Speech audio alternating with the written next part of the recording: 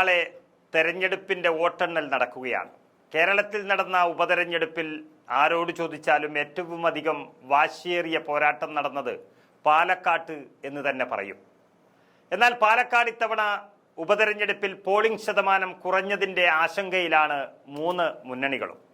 70.51% മാത്രമാണ് ഇത്തവണ രേഖപ്പെടുത്തിയ പോളിംഗ്. എന്നാൽ മുന്നണികൾക്ക് പറയാൻ എല്ലാ അവകാശവാദങ്ങളും ഉണ്ട്. ശക്തി കേന്ദ്രങ്ങളിൽ പോളിംഗ് കുറഞ്ഞിട്ടില്ല എന്ന അവകാശവാദത്തിലാണ് UDF ഉറച്ചു നിൽക്കുന്നത്.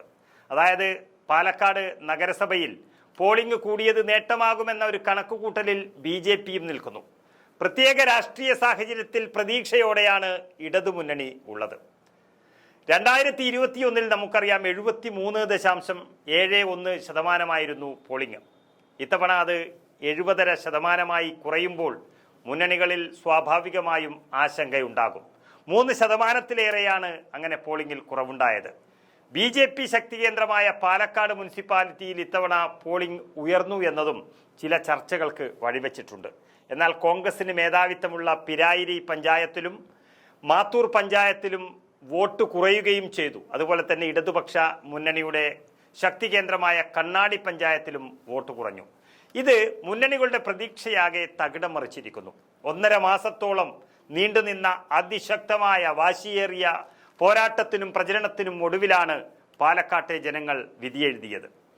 വളരെ മന്ദഗതിയിൽ തുടങ്ങിയ പോളിംഗ് വളരെ വേഗതയിലായത് തന്നെ പാലക്കാട്ടെ ജനങ്ങൾ തെരഞ്ഞെടുപ്പിനെ മടുത്തിട്ടില്ല എന്നുള്ളത് തെളിയിക്കുന്നതാണ്. 2021 നിയമസഭാ തെരഞ്ഞെടുപ്പിൽ നഗരപരിധിയിൽ 65% പേരാണ് വോട്ട് രേഖപ്പെടുത്തിയത്. അത് എന്നാൽ ഇപ്പോൾ 71%-ലേക്ക് എത്തി.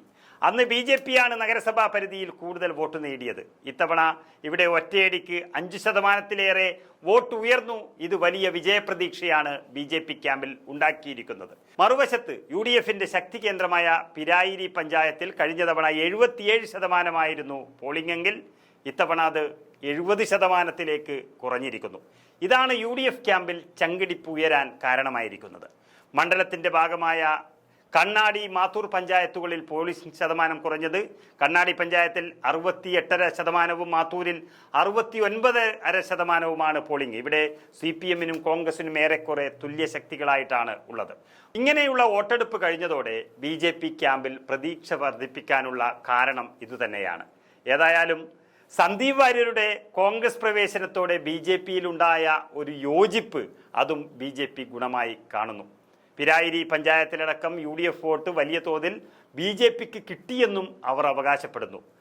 4000-നിടത്ത് ഭൂരിപക്ഷത്തിൽ ജയിക്കാനാകുമെന്ന് BJP നേതാക്കൾ പറഞ്ഞുകൊണ്ടിരിക്കുന്നു. VK ശ്രീകണ്ഠൻ MP-യും ഷാഫി പറമ്പിൽ MLA-യുമാണ് പാലക്കാട്ടെ തെരഞ്ഞെടുപ്പിനെ മുന്നിൽ നിന്ന് നയിച്ചത്. അവർക്ക് വളരെയധികം ആത്മവിശ്വാസവുമുണ്ട്.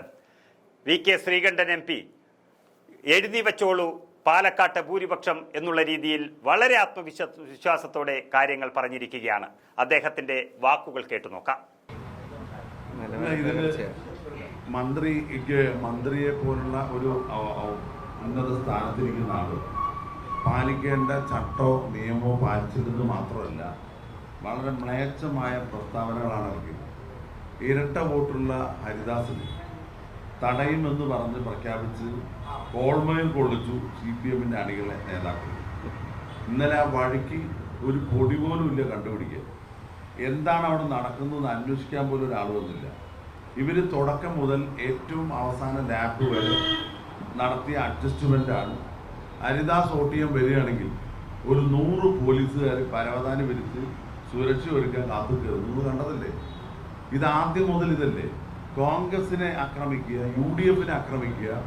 അവർക്ക് മറ്റൊന്നും രാഷ്ട്രീയത്തിൽ പറയേണ്ടായിരുന്നല്ലോ.